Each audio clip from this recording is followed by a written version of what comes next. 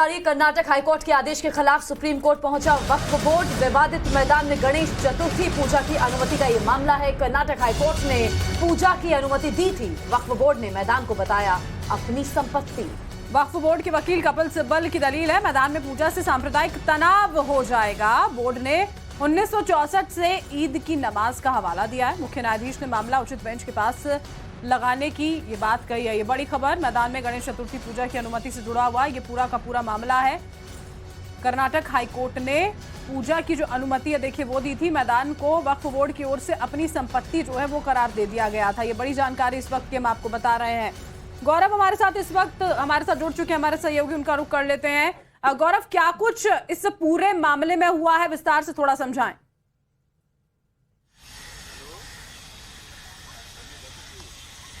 बिल्कुल, देखिए कर्नाटका के जो राज्य वक्फ बोर्ड है उसकी पोजीशन में एक ईदगाह का मैदान है जो कि बेंगलोर में है और वहाँ पर कुछ लोगों ने पत्र लिखकर डिप्टी कमिश्नर को जो है मांग की थी कि वो वहाँ पर गणेश चतुर्थी का त्यौहार मनाना चाहते हैं।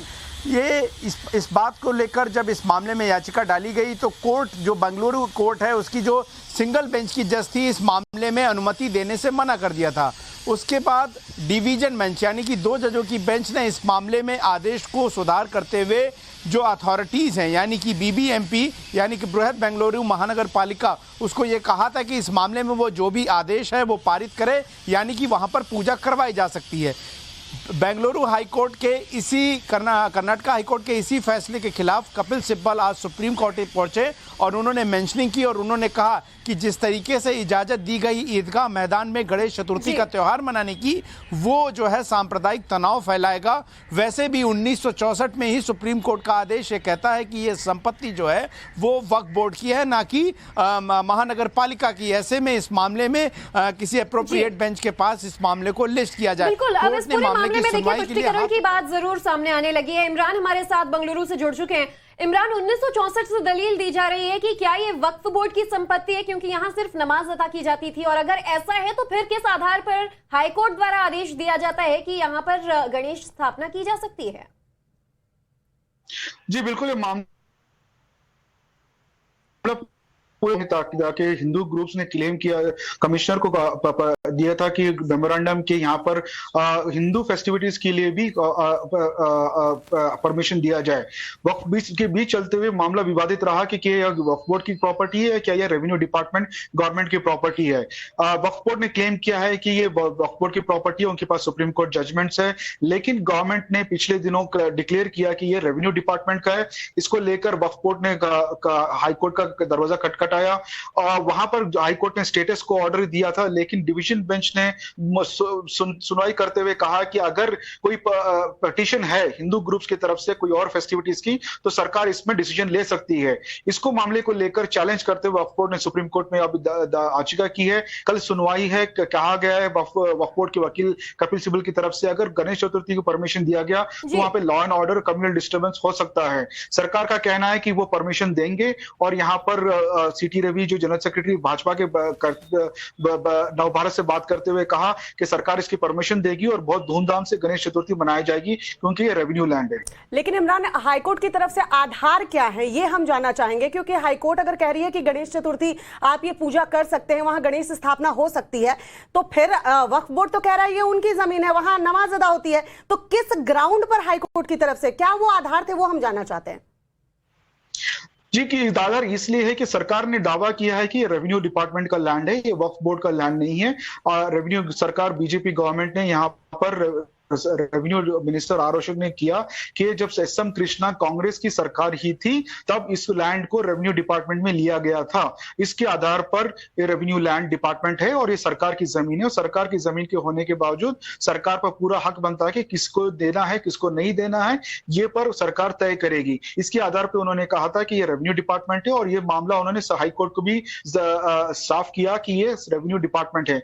लेकिन वक्फ बोर्ड का कहना है कि जो सरकार ने आदेश जारी किए हैं वो सुप्रीम कोर्ट के खिलाफ है, क्योंकि उनके पास 1950 से पहले के डॉक्यूमेंट्स हैं कि वो प्रूव करती है कि वक्फ लैंड है और पिछले 40 साल से यहाँ पर कुछ और नहीं, सिर्फ ईदगाह नमाज हुई है। और इसी को चलते हुए उन्होंने दावा बनाया है और सुप्रीम कोर्ट पर दरवाजे खटखटा है। कल सुनवाई है, सरकार ने भी कहा है कि जैसे सुप्रीम कोर्ट को ऑर्डर आएगा उसके बावजूद वो भी डिसीजन इस पर लेंगे। इमरान, कोर्ट में क्या कुछ होगा ये तो देखने वाली बात होगी। दोनों तरफ से लगातार इस मसले पर दलीलें दी जा रही हैं, अपने अपने तर्क हैं, लेकिन आम जनता के मन में, जनमानस के मन में एक सवाल है कि अगर नमाज से सौहार्द बना रहता है, नमाज अगर सौहार्द बनाए रखती है, तो फिर पूजा उस सौहार्द को कैसे भंग कर सकती है? ये आम जनता पूछ रही है सवाल।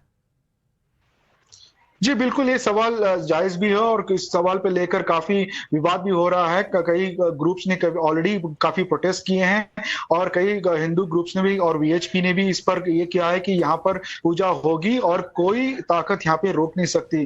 श्रीराम सेना के मुतालिक ने भी स्टेटमेंट दिया है कि अगर नमाज के लिए अलो कर सकती है गवर्नमेंट, तो हिंदू देव पूजा के लिए क्यों सरकार इस पर मना कर रही है। सरकार, खासकर भाजपा सरकार को इसको परमिशन देना चाहिए और सौहार्द के लिए दोनों कम्युनिटीज हो या कोई और कम्युनिटी हो, उसका भी उतना ही हक है जितना दूसरी कम्युनिटी का है। जी इमरान, अब बने रहेगा हमारे साथ, गौरव भी जुड़े हुए हैं। इसी बीच बीजेपी नेता सीटी रवि की ओर से इस पूरे मामले पर किस तरह की प्रतिक्रिया सामने आई है वो अपने दर्शकों को सुनवाते हैं।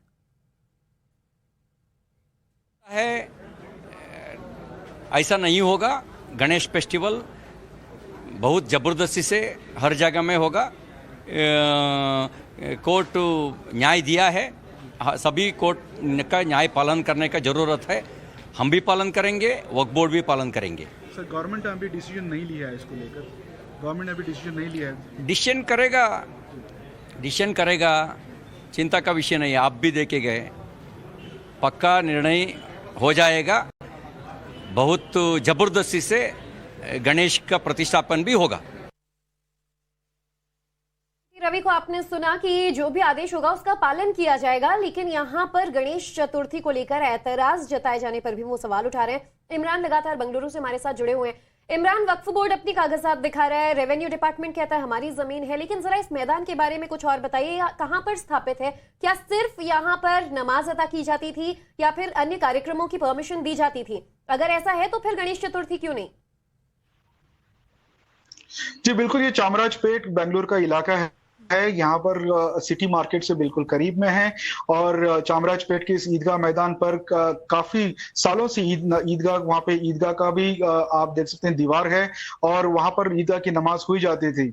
लेकिन इससे पहले कभी ऐसी डिमांड नहीं हुई, लेकिन वहाँ पर 26 जनवरी और अगस्त 15 को वहाँ पर फ्लैग होइस्टिंग हुआ जाता था और वहाँ पर प्ले ग्राउंड, बच्चों के लिए खेलने की जगह, इस पर बीबीएमपी ने डिक्लेयर किया था और वहाँ पर खेलने की अनुमति थी इससे पहले। लेकिन कुछ महीनों से कुछ ग्रुप्स ने इसको कुछ सवाल उठाया कि अगर ये स्थल गवर्नमेंट का है तो सिर्फ एक ही कम्युनिटी पे इस पे कब्जा क्यों है, दूसरी कम्युनिटीज पर भी इसका हक होना चाहिए। उन्होंने मेमोरेंडम दिया था बीबीएमपी कमिश्नर और स्टेट सरकार को भी।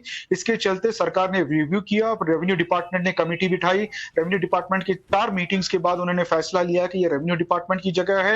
एसएम कृष्णा जब कांग्रेस की सरकार थी, जब वो चीफ मिनिस्टर थे, तब ये वक्फ लैंड कल जब कोर्ट में पूरा मामला होगा, सुनवाई होती है, क्या कुछ होता है इस पर नजर रहेगी। बहुत बहुत शुक्रिया इमरान और गौरव, आप दोनों का ही, आप हमारे साथ जुड़े इस तमाम अहम जानकारी के साथ।